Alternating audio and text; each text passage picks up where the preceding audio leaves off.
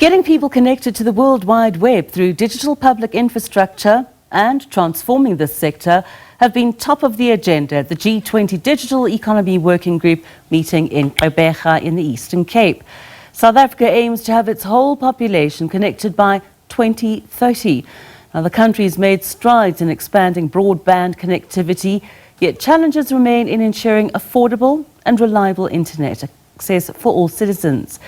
Today is the third day of the G20 Working Group meeting, and the focus is on artificial intelligence. Our reporter Lerato Fekisi has more. Well, a very good morning. We are now on day 3 of the G20 Working Group meeting taking place in Gqeberha under the theme Digital Economy and the AI. An exciting topic this morning is going to be AI and how to utilize it when comparing to other countries. AI, well, like most people don't know, people think about it as just the use of machines or robots, but it's actually the use of information systems in a situation where the human mind has been used. I'm now joined by Brando Chidi Okolo, who's from the African Union Development Agency. Tell us more about AI and the conversations we're going to be hearing this morning around this topic.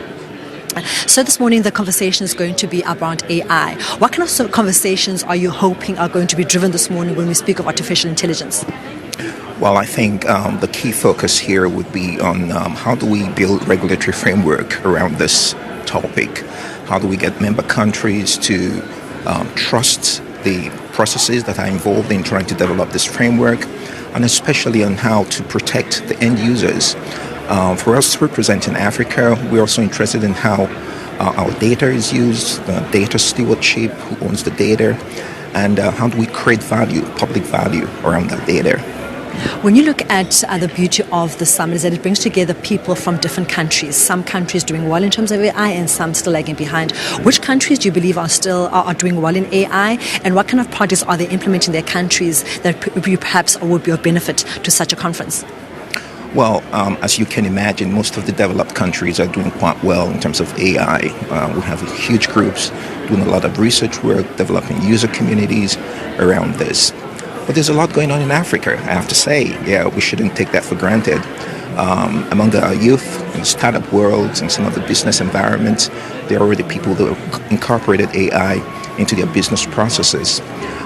In terms of who's doing better, put it that way, it scales with your digital infrastructure. So if the more advanced or the more mature your digital infrastructure is, the more it's easier for you to use these modern tools like AI.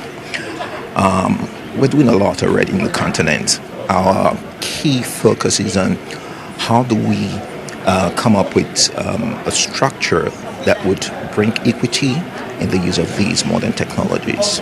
In Africa, like you said, we have people that already are tapping into AI, countries that are doing well. Which countries stand out for you in Africa in terms of AI, and what do you think they are doing well to advance AI in their countries?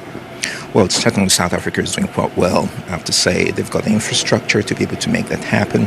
Nigeria is also doing quite well. Some of the northern countries, Egypt, Morocco, Algeria, Tunisia, Kenya, they're also doing quite well.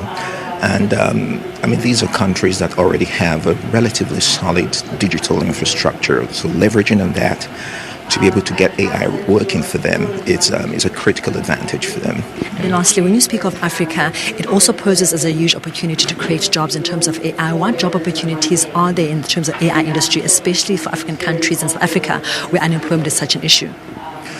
Well, oftentimes we'll think that AI is going to take jobs away from people. I'm of the opinion that people who are AI ready are the ones going to take jobs away from people. So I think we need to start building the capacity. We can use AI in the way we run our governments, the way we run our businesses in the private sector, the way we run our manufacturing lines. AI could be used there.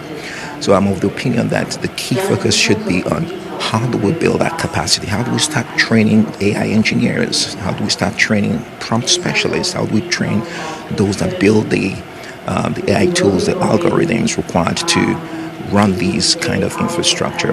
That's where the focus should be. Thank you. Well, that was a representative from the African United Nations speaking about the importance of AI, saying that for a long time the fear has been around that AI takes jobs away, but he's saying in fact it is a time for those to tap into it and create jobs for themselves, saying that in terms of developing countries, what they're doing right is infrastructure development. Since South Africa is doing quite well because we have the infrastructure in place, the systems in place to make sure that AI thrives even in South Africa.